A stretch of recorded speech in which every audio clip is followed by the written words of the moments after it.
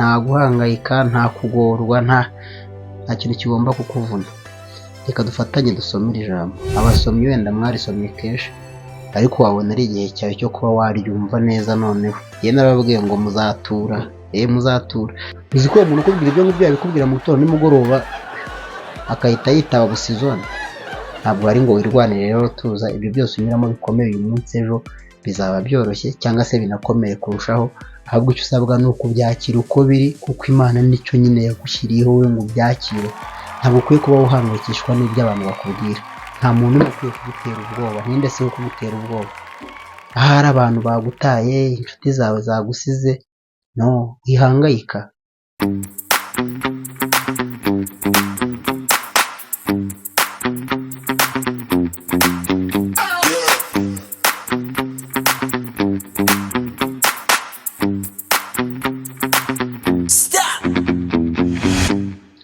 Hello once again, njye nitwa Itangishaka umunyempano wiga abandi. Mbe na mbe manje kusuhuza aho uherereye hose ku isi. Mwaramutse, mwiriwe cyangwa umugoroba mwiza bitewe n'igihe uboneye iyi video.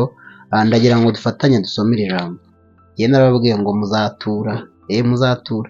Nibutsa ko ushaka no gutura wanyuza kwiyima mubona hano hasi, cyangwa se ukajya muri bio iyi video hasi urabona ahantu hari donation link, wayikandaho ugatura.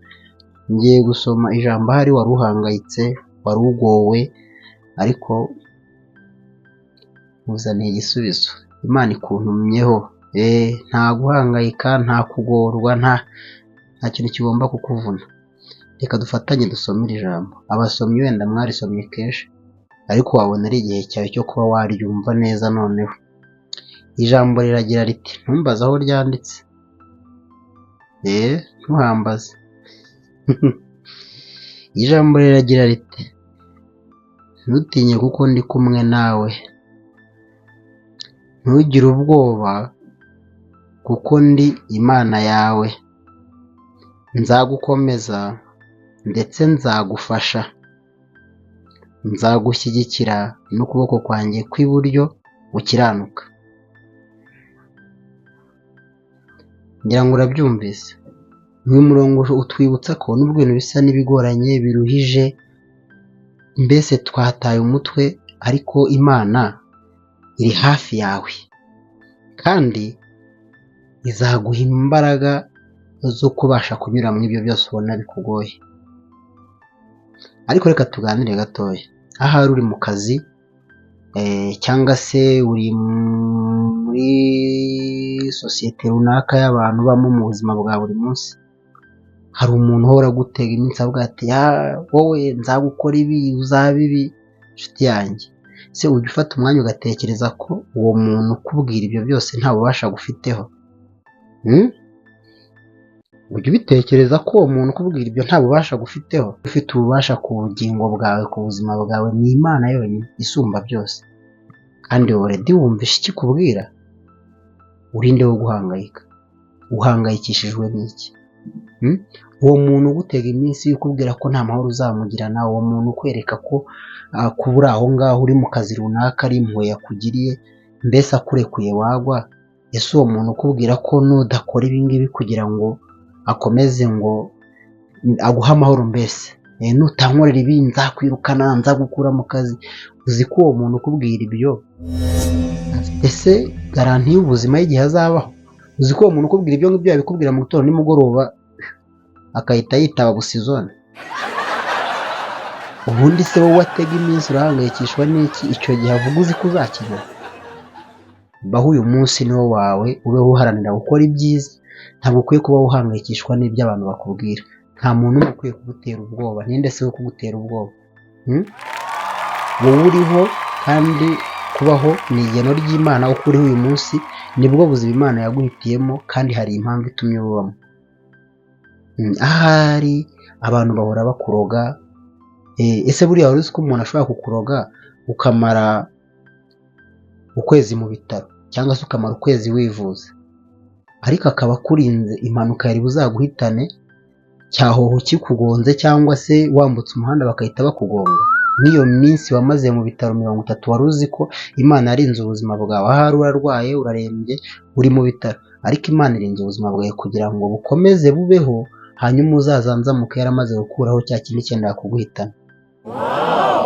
Ahari abantu bagutaye, inshuti zawe zagusize, no ihangayika.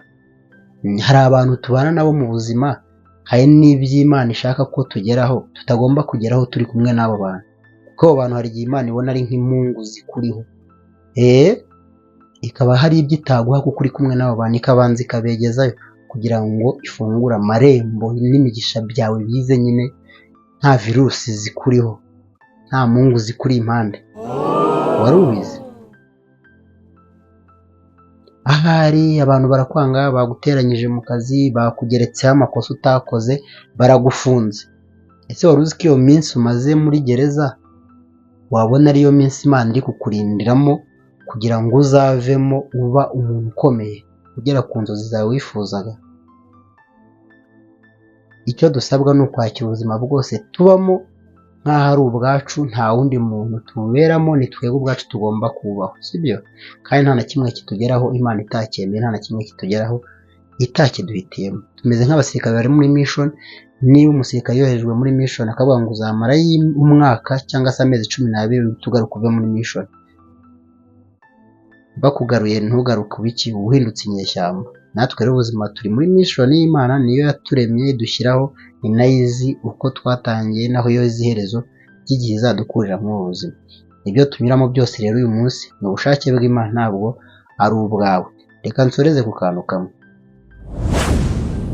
Kuri njyewe ubuzima Imana yaduhaye mbugereranya n'umukozi uhawe akazi muri supermarket. Supermarket ugasanga bacuruza ibintu byinshi bitandukanye. Katwe nk'urugero rwa supermarket nini wenda nawe uzi, usanzemo ibicuruzwa byinshi bitandukanye babishyizemo ngo nawe uzajya ucuruza. Ariko ugezemo usanga muri iyo supermarket wenda nta magi arimo, kandi urabona wenda abakiriya barayakubaza kenshi. Ku gitekerezo cyawe uzanya amagi muri supermarket itari yawe, wahawemo akazi ngo ucuruze ibirimo. In case bukeye nyiri supermarket ararebye asanga business yagomba kuyihagarika, uzajya wujuje ufite ngo guhagaritse supermarket kandi hari amagi naranguye? Ibyo urumva atari ikibazo? Imana yadushyize muri ubu buzima ituremera uko tuzabubamo twebwe nk'abantu, dore ko tudashirayo dutangira kwishyiriramo utundi tuntu twacu. Ariho wumva ngo ese mfuye abana banjye babaho gute, ese mfuye business zanjye zaraniye gute? Ibyo bintu nibyo wiyongereye mu buzima Imana yaguhaye, n'impamvu ugomba kuba urimo ku isi. Nizi igihe yakuzaniye, ni nayo igihe izagucyurira. Ntabwo ukwiye guhangayika ngo uvuge ngo se ngujyanye ikujyanye kare ya ryari, ugereranije n'ikihe gihe. Baho uko uriho, ibyo ushaka kwishyira mu buzima Imana yagushyizemo ni ibyawe, ariko igihe nikigera ibyo izajya ikunyuzamo ugomba kubyakirana yombi, kuko niyo yaguteguriye aho ugomba kurwanira nyine urwo rugamba kuri mission yayo yagushyizeho. Ntabwo ugomba kwijuta na gato. Rero niba hari ibyo wongeye mu buzima bwawe ntaho bihurira na gahunda y'Imana, ibyo ni ibyawe kandi bitazahagarika gahunda y'Imana gukomeza uko yo yayipanze. Wihangayika rero kuko n'Uwiteka Imana kandi ari kumwe natwe, bivuze ngo nta n'ikintu gikwiye kuduterwa uko izaturwanirira.